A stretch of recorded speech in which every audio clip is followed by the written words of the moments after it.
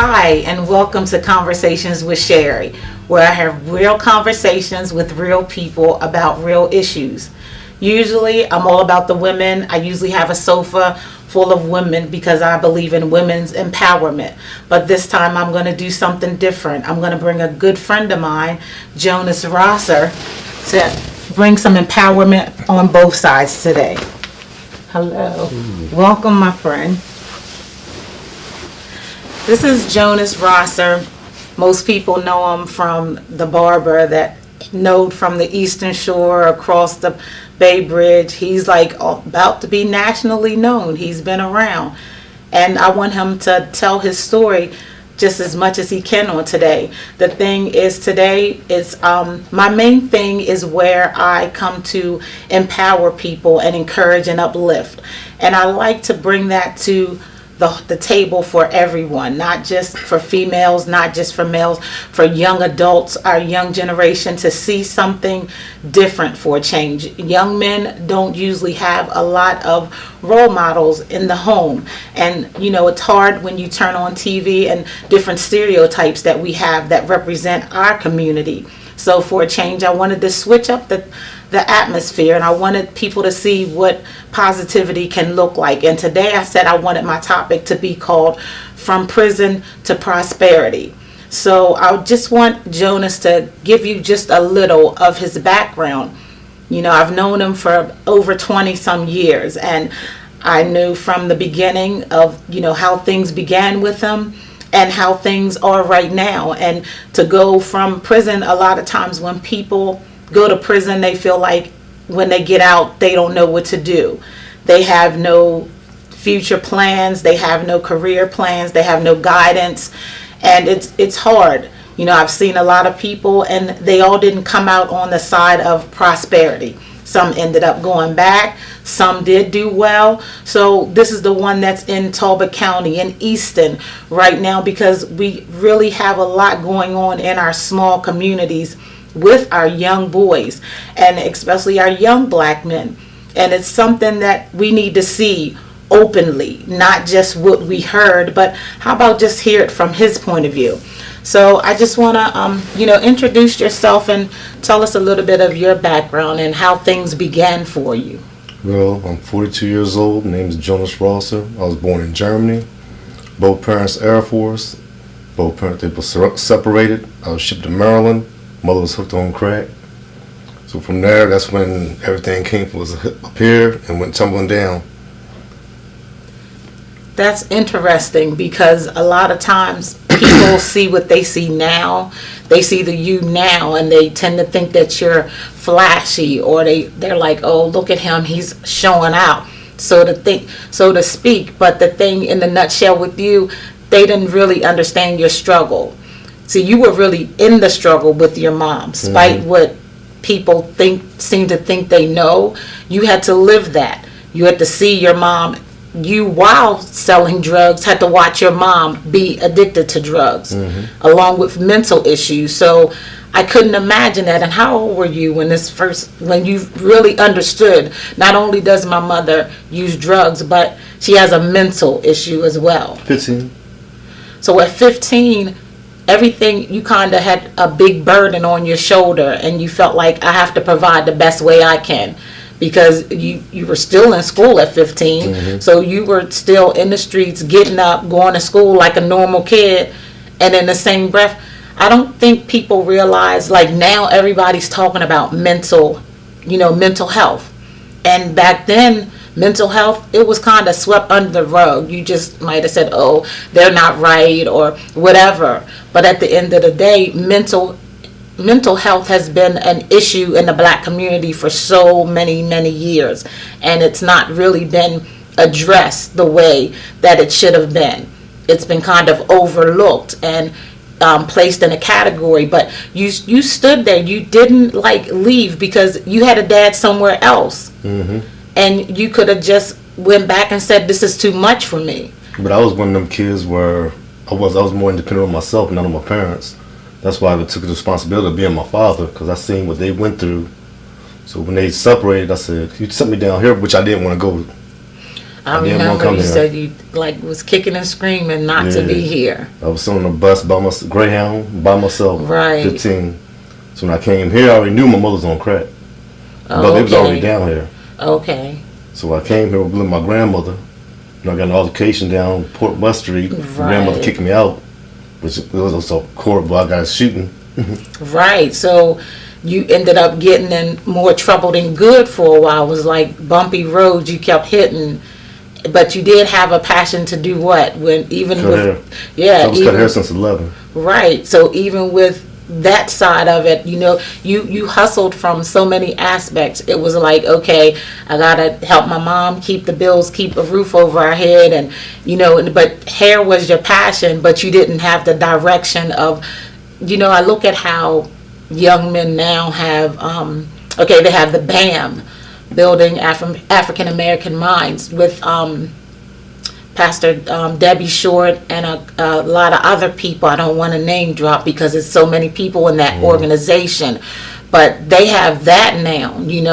I'm sure you would think, wow, if they had that for me, things would have been different sooner. No. Or you think it was just going to be this way regardless, because you would have had to have that choice to go. Because the reason I paid all the bills so I can hide everything I was going through. 'Cause I didn't want people to look at me like, oh, his mother on crack. He's going through this. So we're like, I know you read the thing I wrote. On Yeah, Instagram. I saw that post. Wearing labels to hide the pain. Right, and I say that a lot, especially in our community. It's not just black and white. It's all people, young people especially. I always say the lies behind the labels and the makeup. Women with us, we want to make it up, dress it up, cover it up, and we walk around depressed and stressed and full of anxiety and so many different things. So everybody has a different way of hiding their pain and not realizing it wasn't that you wanted the attention, but not the attention that they thought it was. It was really, when that type of attention, it was really personal, like my parents, the pain that I'm missing. But we never say, we don't say that, because that would make us what in the streets? Snitch. Yeah, or soft. We're not allowed to express that. So now we have young ladies and young men who walk around hiding behind, expensive clothes, expensive shoes, nice cars and things. But then we have pain that needs to be talked about, need to be spoken about. And when you own your truth and speak your truth, that's what made you grow as a person. When you grasp, what, I don't have to hide behind this anymore. I can just be who I am and be okay with it. Because once you're good with who you are, it doesn't matter any longer about the pain, because you release it, Because if I didn't, I would still would have shunned everybody. They used to ask me, you all right? I'm like, I'm good. And that was the thing. I say that all the time. You ask people, hey, how are you? I'm good. I'm fine. And it's like, no, when somebody's really not good, but you can't force them to have a conversation with you. So you kind of just be like, okay, I know they're not really good, but I don't really know what to say. So we become guarded. It's crazy. We'll isolate ourselves. We'll do different things to not really deal with the actual issue. So you ended up going to prison. How old were you when you went to prison? 20. So you were 20, and how were you when you got out of prison? 29. So you did 9 years in prison. And this is funny because this is the first time I'm having this conversation with you as my friend publicly, as far as how long you went. We always know, you went to prison, but 9 years. So in the 9 years, what was your mindset in 9 years? I know it started one way and ended another. Well, I was scared when I went in there. Right. Everybody's scared when they go to prison. Say that again. Everybody's scared. Because we have a generation that feels like I can do what I want and say what I want, and there are no consequences until they end up in prison. But they think that they can handle prison, and that's not a place. I'm sure you'll tell people that's not a place for you. Because you got to mask yourself. Wow. First thing you go in there, you're looking who you know. That's the first thing. Then you say, okay, I know them, but what are they about? Right. Are they gay? Or they in the gangs? Or they in the mischief? You never know. Wow. But the only thing that saved me was barber. Because everybody knew I was a barber. So that's how you pretty much survived in prison, was cutting hair. And that kept you commissary because you didn't. Who was sending you commissary? Who was taking care of you while you were in prison? So you Had my own money. You were okay. So you had money from drugs when you went to prison. Crazy. It's amazing because I never asked you before how you felt when you went to prison. I know you went. So it's like, so you went in there. So did you forgive people? You know, and release some hurt and some pains that you experienced before you went, during your life while you were in prison with 24 long hours every day. What did you do? Harbor everything in. Try to find a way to get out of there. Remember, my post came home 2013. I came home 2009. Right. 2006, So how did that come about? Paid a lawyer, stayed in law library, looked at my case, found holes in it, paid a lawyer out of Baltimore, got me out. So when you got your release date, what did you say in your mind? What am I going to do different? Or because some people I know that have gotten out of prison with the same mindset and a plan to continue kind of where they left off. What made you think different? What made you say, I don't want to come back here and really mean it? No, see, I already knew people didn't like me because they said I'm arrogant. So when I was in prison, the same thing was going on in there. I stayed away from people. So I kept in touch with a lot of people when I was in society. So I already knew I had places to go, barbershops, salon shops. So my mind was, when I get out, I'm hustling on the side. That's my part-time. I mean, my hustling was my full-time. I'm hustling part-time, get my money, get a shop, and I'm done. But it ain't work out like that. So what happened? Like 7 years for me to stop. Really? So when you got home, you still continued. So you did still pick up from where you left off. So this wasn't an overnight success for anyone that's thinking, oh, he just got, overnight he's just popular. He's just popping. Everybody, Jonas doing everything. Jonas making moves. So you were still just trying to get in because, see, you didn't have a barber license.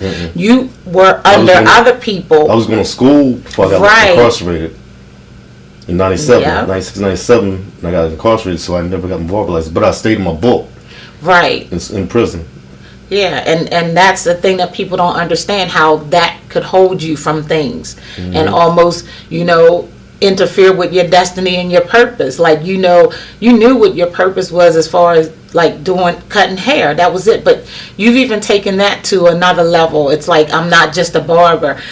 You're a colorist. You attend color classes. You attend so many classes. It's like you didn't just once it clicked, because I tell people something has to click to change your mind, to change the way you think, to make you say, I got to get out of my comfort zone. What made you say, I'm going to have to get uncomfortable to get where I need to get? Well, everything falls back to hustling.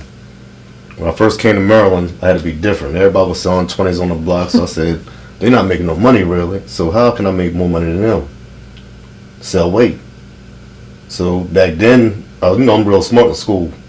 Biology, chemistry, everything we weighing. So that's the same thing as hustling. You weighing products and stuff, so I took that and took it to another level. That's when when I was in school, people never knew I was in school because I was always on the block too. So they thought I was working somewhere. When I left school, come to the block, like, where you been at? Oh, somewhere, anywhere. Nobody really knew because everybody thought I was older. And that's the crazy thing, is that we have kids that are still trying to do that same thing. What would you say to them? What would your 15-year-old self say to them that are trying to do this, that's going to cause them to end up where you were, but they may end up there at 15? Well, now kids got it better because you got people to talk to them. Back then, like I said, fake OGs didn't say, well, go get a job, or how to get credit. All they say, here's a pack. Or I just got out of prison, look up to me, and this is what we're going to do.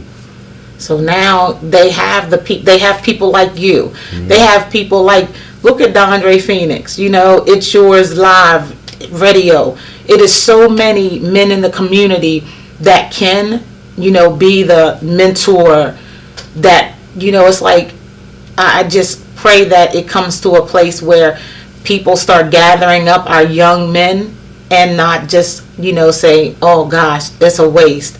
It's not a waste.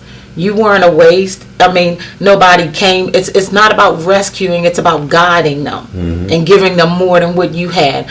That's me to take. I feel like coming here and just wanting to be able to expose our little town with something positive, to know that there are people in this community that have so much more to bring to the table than we give them credit for. It's not bad to want better. I understand what it's like. I live, a block from you, from one corner to the next. We were in the same neighborhood, both in the kitchens. I'm doing hair, you're cutting hair. So I understand the hustle, but I pray that if someone flicks the channel and they see and they'll say, wow, that's Jonas. What's he talking about? Because the fact everybody has a story. They do. But it's how are you going to finish your story? Are you going to find your purpose and your destiny? Or you're going to constantly be negative? Because I think this generation has a lot of negative thoughts and thinking. And a lot of it comes from videos. Yeah, absolutely. That's all they see is selling drugs, using drugs. Now the thing is not selling drugs, using drugs. Yeah. And that has become overrated in the whole, it's flooded. The Eastern Shore, it's flooded. It's everywhere. And I just feel like, wow, I don't know. We have to do more than watch these kids out of the window, because that's kind of what it is. Like, we're in the window and we're watching everybody just going, well, it's not my kid, it's not my problem. It becomes a problem to everybody, because whether it's your kid or not, it'll be someone's kid that you know or that you're connected to. And sometimes all we have to say is, hey, you can do better. How about, what do you like to do? Sometimes I see younger girls and I want to ask them the question, and it's different. You can't really go to them the way people could come to us and say, what do you like to do? And I pray for them to have an environment, girls and guys, where they can come and just say, you know what, because they can't say you don't know my struggle, because we do. Graham Street was Graham Street or Graham's Alley. It wasn't Kelly Gibson Street. Kelly Gibson came from Graham's Alley, from where the place where people was like, oh, you from Graham Street. But that's the thing, they don't understand about being from the hood. How they like to say, oh, rep your hood. The hood isn't always negative. It's not always bad. It's like the village. It takes a village to raise a child. On Graham Street, it was a village. Like, it was seriously where you had the neighbors that looked out for you. If you didn't have food, they looked out. And it wasn't about going back and just to say, look what I did for them. They genuinely cared. And if some of those people hadn't said things to me or rerouted some of the things that I did earlier, I really don't know, because that advice, it did help. It might not have helped at that moment. So don't ever think when you say something to someone, you're like, they didn't even hear me. Oh, they heard you, just like we heard certain people when they said things. We didn't do it right away. And sometimes it takes a while. But I just had to have you here, because I think when they see you, they always say, oh, he's so flashy. When you get to a place in your life that you've earned the things that you choose to go purchase. So to earn some nice Gucci shoes, I want Gucci shoes, I do. But right now, I know I got bills to pay, and that's what we have to understand. You're wearing Gucci shoes and whatever else designer brand that you might have on, but you have your own business, and you're about to purchase a new home. So these things go together. I'm not going to stand up here and cross my feet and have red bottoms on, but I'm still living at a level in my life where I'm not a homeowner yet. And those are the things that we need to bring to the community for our young people, to let them know they have way more things than we had. They have so much more. They have technology. We didn't even have Facebook. We had the schools paper. Don't teach it no more. They don't teach you about credit. Kids don't even learn cursive no more in school. Well, yeah, I know. I have two, of course you have smaller kids, and so do I. But we have to look at it. It goes hand in hand. School's not going to teach you everything, like it didn't teach us everything. But me, I can say I had a mom and a grandmom and other relatives that kind of said, okay, if they're not going to teach you this, I still step up and do my part. Because now that you've learned about credit, so now that's your job to say to your children, okay, listen, this is how you budget money. This is what you do. So we take what we have and then we pour it into the next generation. And hopefully they'll be willing. Everybody wants to, and I have nothing against partying. Everybody they want to throw parties and fun things, and there's nothing wrong with fun. But how about we throw an atmosphere to, how they have job fairs? How about career-minded fairs where you sit the kids in a room and say, hey, what do you want to be?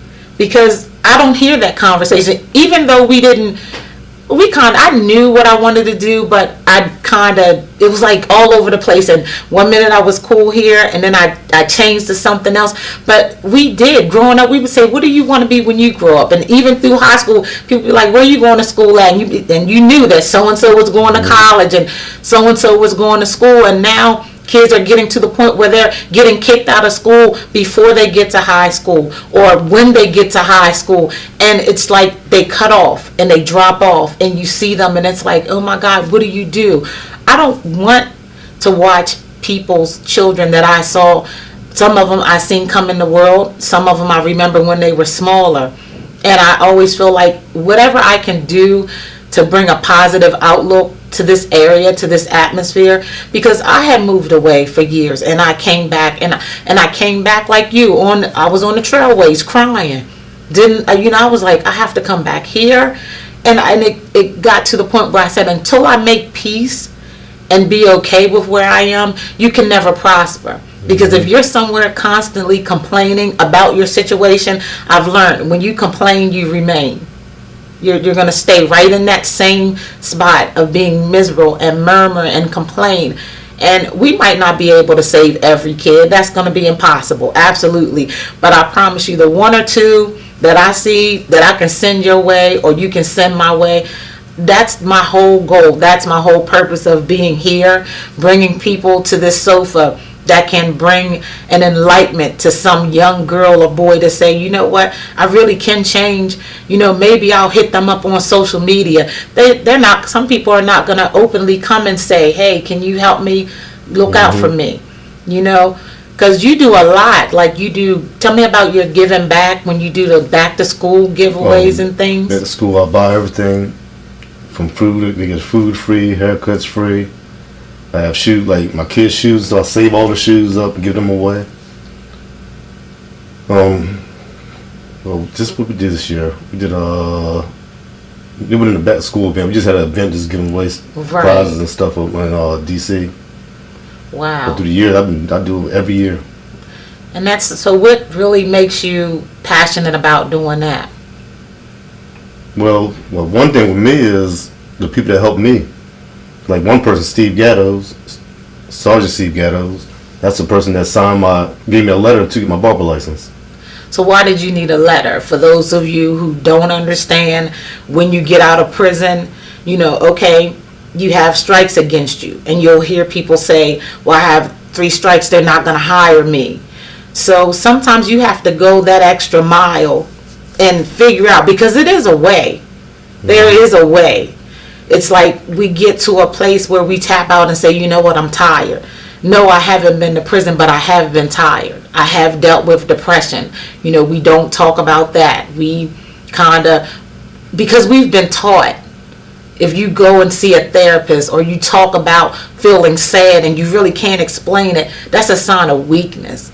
We've never been taught to be weak. We've been taught to be strong.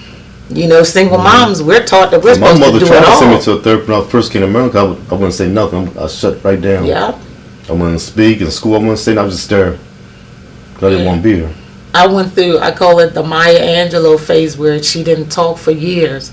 And I remember after my dad passed, I was 9. And then my grandmother that helped raise me, I was 12 when she died. So it was like some kind of shock where I was like, and it's funny because my voice is what is going to open doors and take me in a path, and which has taken me in a path that I wasn't expecting it to go. But because, like you, I shut down. I was really depressed. There were suicidal thoughts. Like, these things, people don't talk about this. I'm not embarrassed about it, because I'm so thankful that, me personally, I serve a God that's a healer and a deliverer, and I also went to therapy at one point in my life. But if we don't deal with our issues, we have a generation of children that are going to have the same issues times 10.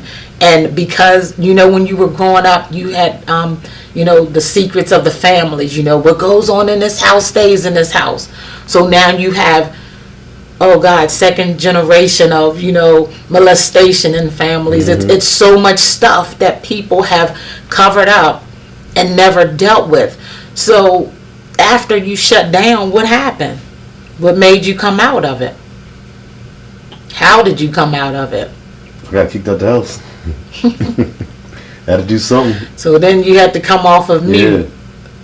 Yeah. It's just amazing, because like I say, some things I know, some things I don't. I don't know all things. I knew, quite a bit. I won't even say majority. I know what you shared, and I'm always been thankful. And I couldn't wait to I never knew this place would come to where I would actually be able to sit here and allow you to tell your story. But I always was very interested, because of the fact that you came home and you made something of yourself. And a lot of times it's jealousy and envy, and it gets to a point where you're like, that's okay, because it's not personal. Sometimes people have their own wounds that they lash out at you, and it's really not you that they're upset with. Sometimes they're upset with themselves for not pushing themselves, because you can't know what the next level in life is if you don't push yourself out of that level. I almost shut down when the state board of barbers told me how to get a letter. Right, yeah, back to that. So when you go to prison and you have strikes against you, and you want to be certified by the state of whatever state you live in, there are guidelines and there are restrictions. So then that takes us to what you had to do. What did you have to go through? They told me I had to get letters from teachers, preachers, and all. I'm like, I don't even remember who my teachers were. I don't go to church. So I remember what Steve Gattos told me before I went in. He said, look, I know your story and everything. I know your mother. If you need me, holler at me. So I kept down. I said, do I want to call him? Is he really going to do it? Latin pride almost kept you from getting your biggest breakthrough. That was on the other side of all of this. And Steve was my arresting officer. Wow. So how many years ago was that? And then when he had to come to the table for you on the other side? 1997, he arrested me. But, he was all on the street. He always say, look, stop hustling. You got too much money. You're in school. You about to go to college. But I always told him, you got your job to do, and I have my job to do. Like these kids, being a smart guy. Knew it all. Nobody wasn't going to tell you nothing. And a lot of times, the older people used to tell us a hard head make a soft behind, which, so to speak, you're going to learn the hard way. And, and I know a lot of times you sat and you heard some of his words while you were in prison. I'm sure you was like... If I would listen, I wouldn't be in right now, but Yeah, but you know what? Had that not happened, would you be where you are now? Or Probably would you not. be in a worse state? Because you would have kept on going, and I don't think people think. But see, with me, the thing was the hustle to get at the situation. But then once everybody started knowing my name and I'm going state to state, the limelight got me. I'm 15, 16 years old going in clubs. Police officers at the door, they know who I am. They know I'm young, but they say I got money and cars and stuff. They let me right in. So taking care of my mother, I was taking care of my mother and brother, but the limelight got a hold on me. So I'm like, you know what? I'm the man. But I'm living in crack houses. People don't know that because they see what I have on. So you were just pretty much slumming, but the exterior was what everybody wanted. Nice clothes, nice shoes, the jewelry, the money. But the interior was a broken little boy. And I always... Well, the interior was... I had to stop being a child at 15. Right, and that's why I say the broken little boy. Because even when you became an adult, those levels of your childhood that had not been repaired or released was still there. I ain't go to proms, homecomings. Right, and see, I say that so much. because our generation, this generation is missing it. A lot of people that have shops and businesses don't have money for real. Yeah. Because they want the ego trip of going to a party saying, "Oh, I have this business," and people automatically think you have money. Mm-hmm. The whole time you're struggling trying to get that business open, not trying to follow that Chapter 7. Right. It's not easy. I've seen them come and go, and I learned early when I was in my 20s. I worked for a salon with some people from Baltimore, and it was a lot. And I did, inventory and different things there. But I knew that I didn't want to be a salon. That was not it. I wanted actual cosmetology school because I still want one here. Now I would work for someone and maybe run their school, but I don't want that responsibility either. Because it is a lot, and it requires a lot, and it requires a lot of time. And at this point in my life, I'm always open to educate and pour in. But I don't want to be held down because I want to go and do speaking engagement when I want to. I don't want to be connected to say I can't leave. That's like me. I love the shore, but I get more information in the city. Right, absolutely. Because a lot of stuff I know now, I've been here, 06 to what? 19?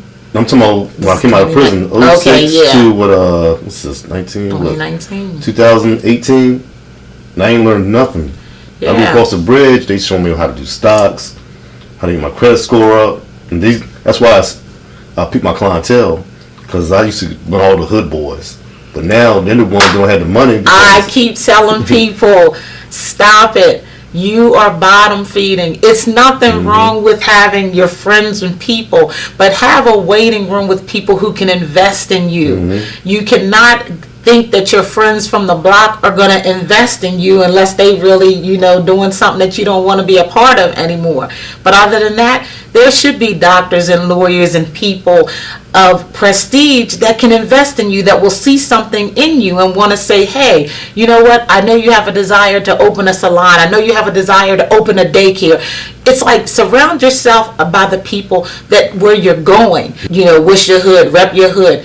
That's not how life works. So had you kept hood mentality, how far do you think you would have came if you wanted to keep, repping your hood when you're trying to conduct business? If I didn't go to prison when I did, I probably would have had life by now. And even with that mindset, what made you want to change your clientele? What was the switch with that to make you say, I really have to switch lanes and get a different type of client? What made you think about that? This how I was raised. I was raised in the suburbs. A lot of people don't know that. They just think I was in the hood the whole time. But I was raised in the military speaks that. Yeah, absolutely. So, like, my parents, they always dressed me up, all the clothes and shoes and toys. Like I said, once I came here, I had to shut that off.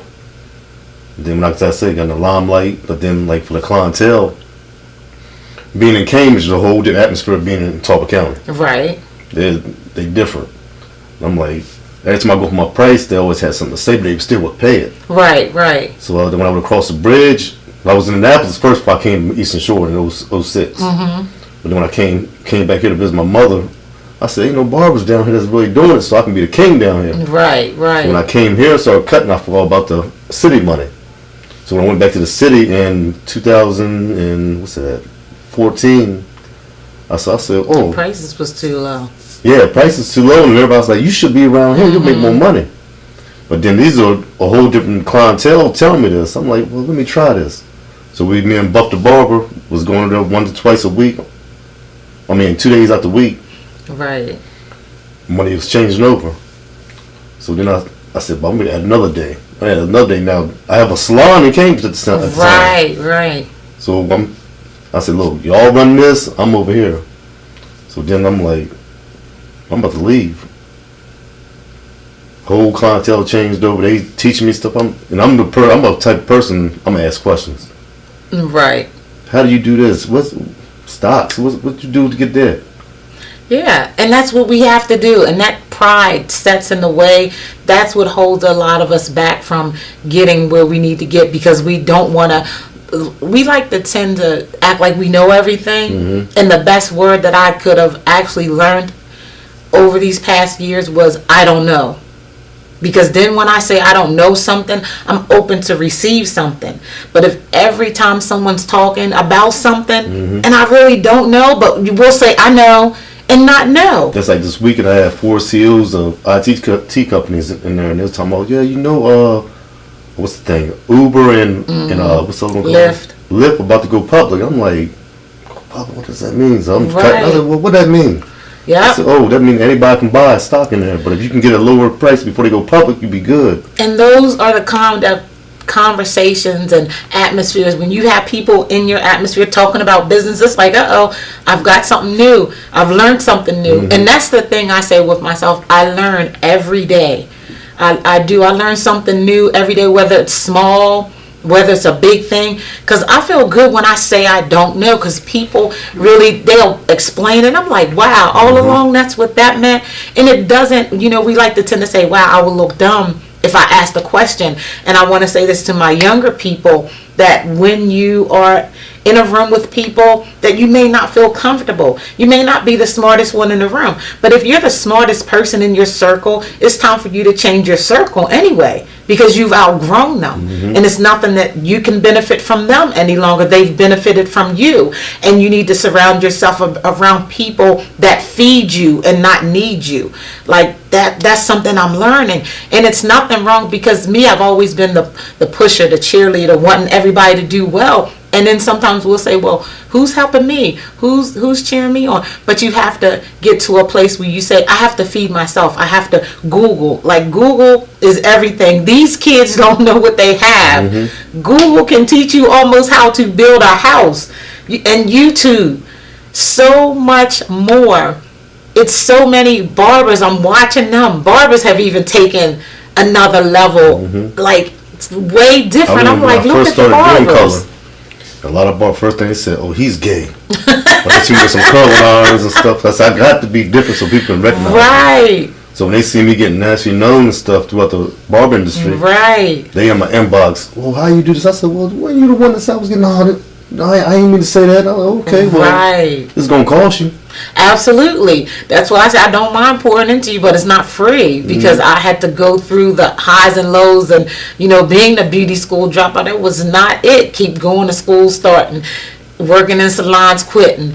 It was a lot. So once I did have the privilege to teach, it was like I tapped into something. It was like a world of like empowering and encouraging people. I just saw a video, one of my former students, Aaron, he's right on there. He's a barber, and I'm looking, and he's flat ironing the lady's hair. And someone said, "Who's that?" I said, "His name is Aaron." I said, "He lives in Salisbury." He told me he knew you. Said, "Yeah, learned everything about cosmetology." He said, "I told him that's the future." He did. He said, "I got you now." I said, "He's doing everything now." When I saw that, it's amazing. Like, we put limits on. If you were a barber that just said, I'm just going to cut hair and this is it. Well, I don't knock people that do that, but so you done plateaued and tapped out, because this is a generation that's constantly setting trends, shifting, everything's changing. You think something's hot this week, next week, they're like, no, we like something else. The ones, because, the census for the Eastern Shore for barbers and styles is only 35 to 40,000 numbers.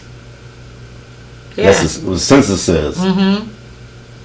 But I'm a barber. I'm making over $200,000 a year. Right. And the thing is that we have people that do CNA, the cosmetology program, but they have to leave Talbot County and go, when they're in school, they have to go to Caroline County. They have to go for the VOTEC. And that should be something right here in Talbot County, I think, because that's where the money is. It is so much money in doing hair, and it is so many, I met so many talented women and girls when I taught school. It blew my mind to see, and then you watch them not be able to stay in school because of no transportation, something happened. So if they're at least right here in high school and the VOTEC is here, they're going to go to school. If they're going to school every day anyway, they're not going to miss that. But it's like, I just want to see that happen here, because there are so many talented people that do hair, and they don't have the time. That's the one thing I left, because the mentality of the prices, because I charge $200 booth rent. Right. Everybody else charging $75 to $100. I'm not going to compete with that. So my mind's like, you know what? You can't compete with it. I told my stylist, you just come there, go ahead. I'm going back across the bridge. And that's makes one sense. reason I left. Because you have to think about where you've gotten yourself at. So that's the thing that we can't continue to do is settle. Mm-hmm. It's like, it's not bad that you know your worth. Let's just say that. Because a lot of people will complain about prices, but when you know what you're worth, it shouldn't be a bad thing to say, okay, mm-hmm. this is what I charge, and stick to that. And not feel any type of way when people say, oh, you're too high, and be okay with that, because you know that there's several that are waiting to take this spot, so it's not a big deal. But I think we do that here is we settle, or just think about how sometimes the mentality here is with people, if everybody else is not doing the same thing, and you do something different, you're weird. And that's what I want young people just to like know. Now, I don't let drink or people smoke. call you weird. It's okay to be weird, to be different, to not do everything that everybody is doing. It doesn't make sense to follow people going the wrong way, down the wrong path, and you want to do it. And it doesn't make sense that you think that doing wrong is right and doing right is wrong. You know, you're laughed at and you're, oh, you're a nerd, you're goofy, that's funny. No, the nerds are the ones that later in life you ride down the highway and you see their names on the side of their truck, their company. You have construction owners. These were the people you laughed at in school. Now they own businesses. Or when you go to the bank and get a loan, oh, there's the girl that you laughed at. It's like, be careful. And it's okay to be a geek. It's okay to read, to write, to learn, to do something different. Like, dare to be different. That's exactly how I feel. And I just don't want people to stay stuck. So I'm going to keep talking about it. And I'm going to keep talking to people like you and whoever else is positive in this community that can shed some light to know, even though you did things that were wrong, you went to prison, you did your time. You paid the price for the choices that you made, but you didn't stay there. We don't have to stay in a place of the regrets or the things I did. We just have to learn how to move forward. That's what a lot of men and women do, go back to prison, because that's how they look at it, like, oh, I did this, I can't get this. Right. So next thing they leave right back to prison where they're more comfortable at. So what did the officer say when he wrote your letter? What did he say to you? No, first, Gattos, he said, I called him, I still had his card, all them years. So I called him, he's like, who this? I said, Jones. He said, Jones. He said, Rawson. I said, yeah. I said, I need a favor. He's like, what you want? So I told him what was going on with the school and stuff. He's like, well, let me check with my supervisor. So then he called me back. He said, you're not on the Richter scale, which means I went out in the street. They don't hear nothing about. I was in the street, right? But I was quiet in the street. So he like, well, what you need me to write? So I told him. He said, well, come to the sheriff department, pick it up. So I picked that up, and then him and his wife, he was at Katie Mae's in Cambridge, is a little restaurant. So Katie said, God, you know Jonas? He said, oh, I know Jonas pretty well. So then I told him I got this slot across the street. Right. So we brought his wife over there. She said, oh, you the one he helped? I said, yeah. Wow. I'm the one he helped. I'm the one he was chasing all them years. There it is. You got a former, DT that had to lock you up, and the same person that locked you up still came through for you at the end of the day. So all cops aren't bad cops.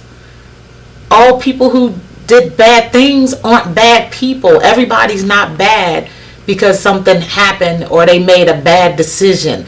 It doesn't mean that. You don't look at one person and make your decision based upon what everybody else has done. And if you felt like that, you wouldn't even allowed yourself to call him and ask him for a favor. Because that right there, that speaks volumes that he kept his word. And that's important. When people make promises, your word is very important. And he kept his word. And when you told me that he wrote this letter, I was like, wow, that was amazing. I want to leave stuff to my kids. I got 6 kids. Yeah. And I don't want them to be like, oh, my father bought me this, he bought me that. I want them to be like, oh, my father left me some money. He left me some land. Stability. Yeah, because the upper class is doing that. Yeah. That's why you see a lot of kids that got cars and stuff, but in the lower community, they don't see that. No. The only thing, you got mothers that say, well, I just bought my kid all these shoes, but they don't work for her. Right. Yeah, talk about it. Or you got girls that's 18, And they not really doing what they was before, but they like, oh, my dad and mom was buying me Jordans and stuff, but they don't have nothing now. Right.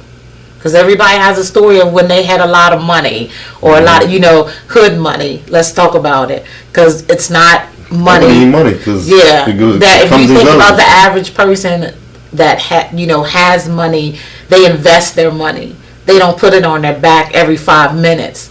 They're not talking about, look at my such and such type of shoes. Like, that's really irrelevant to me right now.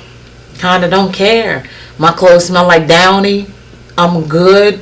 And I know that I'll present myself the way I should be, and trust I will get those red bottoms, I promise you. But I'm going to own my home and my company. And though, first things first, I want to leave a legacy with my kids. I don't want my kids to leave here and they can't live in the house if I die today or tomorrow because I don't own it. You know what I mean? They need to have something that lives after I die. Just not even money. Those are tangible things. They need to understand. Well, the thing they hear is, I can't take the money with me. That's all they hear people say. Yeah, but you don't waste it. That's all. That's the mentality right now. Yeah, I can't take it with me, but I'm not going to waste it. So they're just going to help and spend it. And that works out how? Not good. Not good. Just like what just happened, the government shutdown. I had people that worked 6 figures couldn't pay their next month's mortgage. Because they live for today. And we didn't ever think, and I don't know why, but me, I'm a good church girl. I'm a just always bring that word a little bit somewhere in there.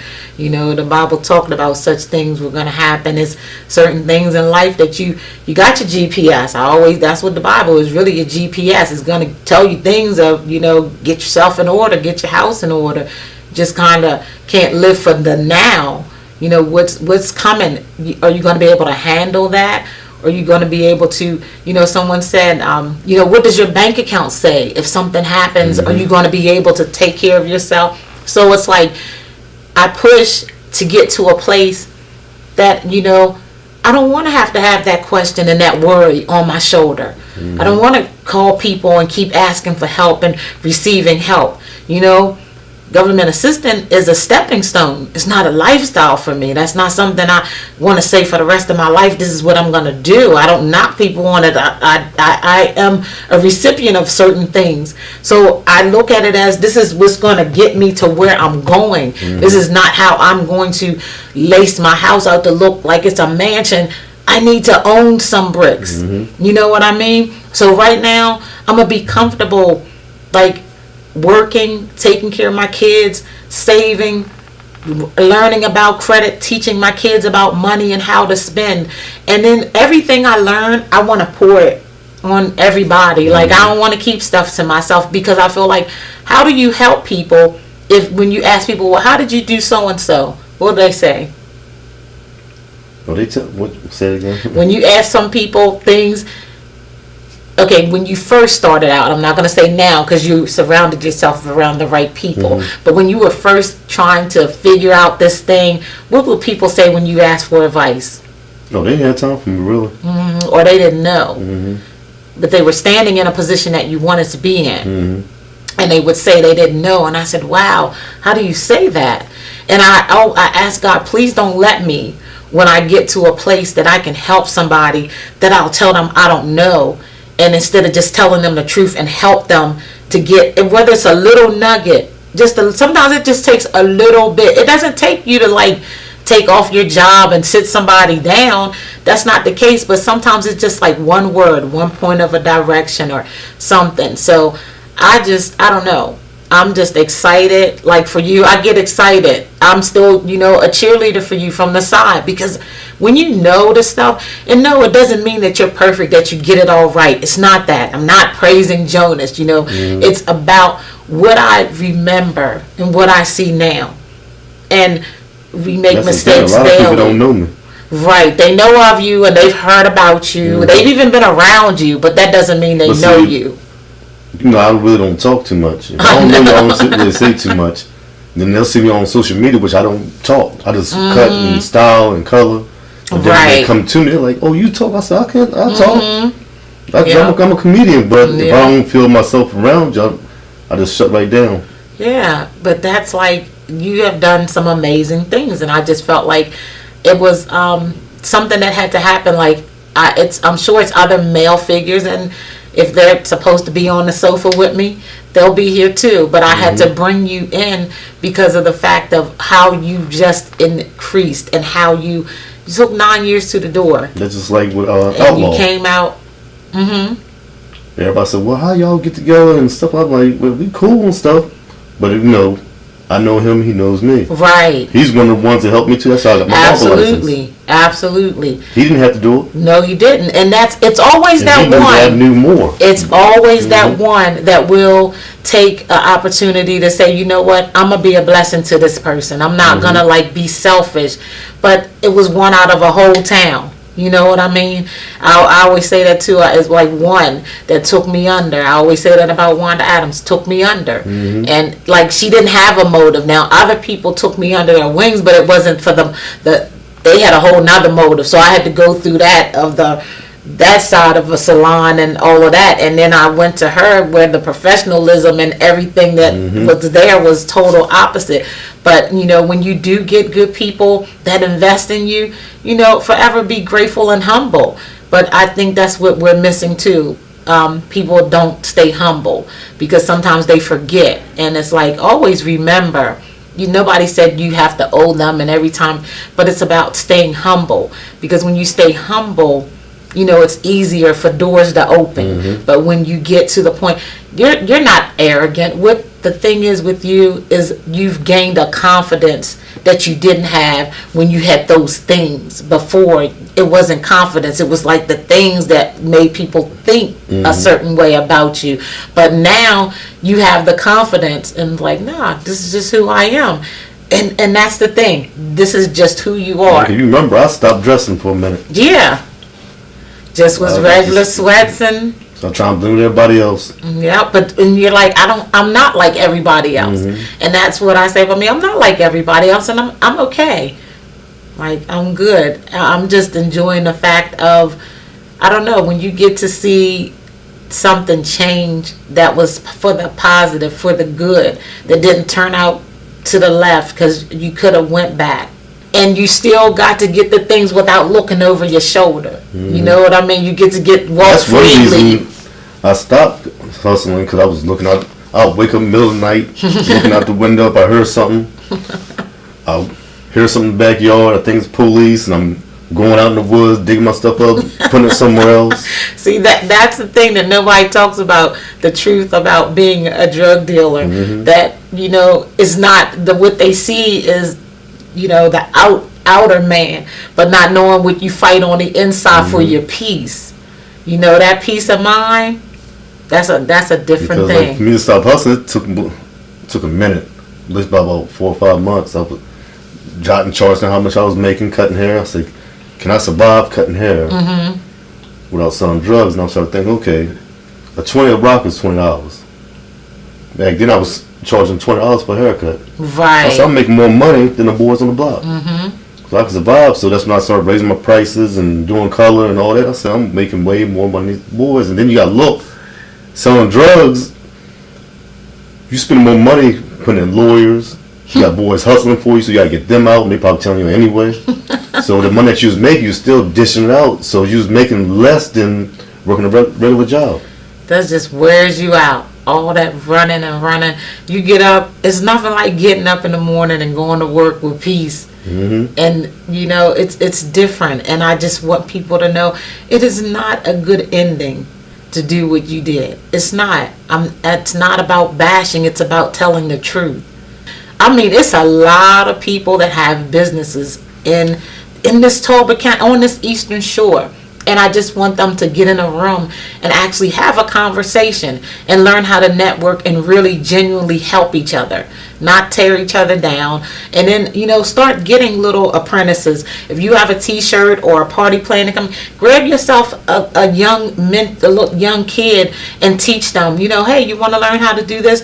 And then they'll get excited about getting a business. But we have to open the doors so that they'll have somewhere to go, We'll have to figure out something, because I definitely want to be able to be involved with, you have to bring it back here to home though. Don't take that over to DC. I understand, yeah. So you need to bring that here so that you can, for the little careers and for the back to school, you have to do it one more time for us here, your hometown. Listen, I'm supposed to be doing a basketball thing, booing and having it for all the guys that are influential in the community. They're playing ball, I think it's in June. Really? Yeah, Ottawa. Oh, wow.